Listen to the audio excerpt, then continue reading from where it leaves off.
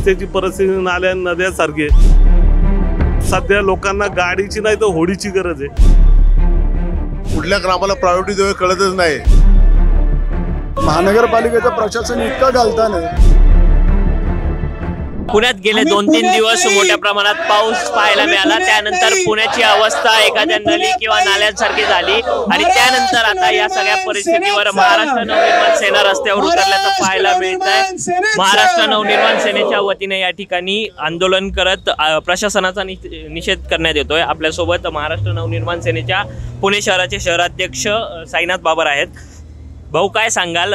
पुण्यात पाणी तुंबतंय, सातत्यानं रस्त्यांची अवस्था ही नाल्यांसारखी नद्यांसारखी झालेली पाहायला मिळत आहे। प्रशासनाचा हलगर्जीपणामुळे पुणेकरांना त्रास सहन करावा लागतोय।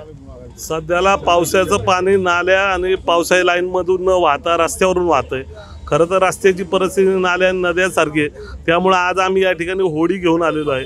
प्रशासनाला ही होडी भेट देणार आहे, कारण सध्या लोकांना गाडीची नाही तर होडीची गरज आहे। आणि ज्या पद्धतीने प्रशासनाने काम करणं गरजेचं आहे, प्रशासनाने पावसाळ्यापूर्वीचे नाले साफसफाई असतील किंवा जे पावसाळी लाईन साफसफाई असेल ते केलेलं नाही, त्यामुळे आजची परिस्थिती आहे। त्यामुळे भविष्यामध्ये याच्यापेक्षा उग्र आंदोलन आम्ही जर लवकरात लवकर झालं नाही तर उग्र आंदोलन यापेक्षा मोठं होईल।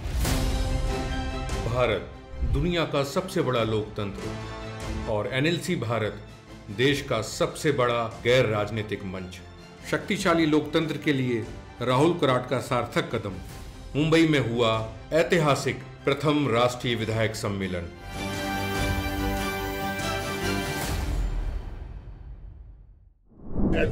आपल्यासोबत अनेक मनसेचे कार्यकर्ते जे आंदोलनही करतात। बाबू अगसकरही आपल्यासोबत आहेत।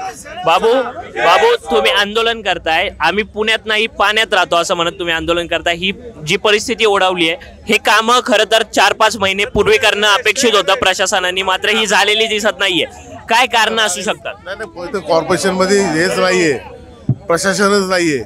म्हणजे प्रशासन काम करते, जनरल बॉडी होत नाही, काय होत नाही, त्यामुळे याला विसरायलाच कोण नाही। कुठल्या ग्रामाला प्रायोरिटी देऊ कळतच नाही।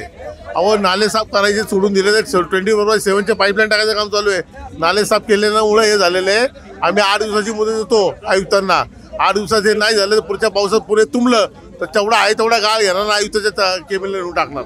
अजय शिंदेजी, आपल्या पुण्यात हे पाणी तुंबतंय, तुम्ही प्रशासनाला तर विनंती करताय, मात्र नुकतेच पुण्यातून महायुतीचे नवनिर्वाचित खासदार गेलेले आहेत, त्यांना मंत्रिपदही मिळाले, त्यांच्याकडे अशी काहीतरी मागणी करणार आहे का? त्यांच्या वतीने याच्या संदर्भात काही तोडगा? मुळात हा विषय महानगरपालिकेचा आहे। महानगरपालिकेचं प्रशासन इतकं घालताना की पाऊस सुरू झाल्यापासून फांदी पडून एक युवक परवा गेला। मागच्या पावसाळ्यात पण असंच झालं होतं। म्हणजे सगळीकडेच अशा पद्धतीने पुणेकरांच्या जीविताशी खेळण्याचा प्रयत्न हा पुणे महानगरपालिकेच्या अधिकाऱ्यांकडनं होतोय। अत्यंत गंभीर आहे। याच्या पुढे मनसे छोटी आंदोलनं करणार नाही, जुन्या पद्धतीचं खळखटाक आंदोलन मनसेकडनं महानगरपालिकेच्या अधिकाऱ्यांच्याकडे झालेलं दिसेल। नक्कीच, त्यामुळे आगामी काळात जर या प्रश्नावर तोडगा निघाला नाही तर खळखटाक मनसे स्टाईल आंदोलन करणार असा इशारा आता मनसैनिकांकडून देण्यात येतो। कॅमेरामन रोहित वनकट्ट्यासह मी Pranav Damale, for the people news, Pune.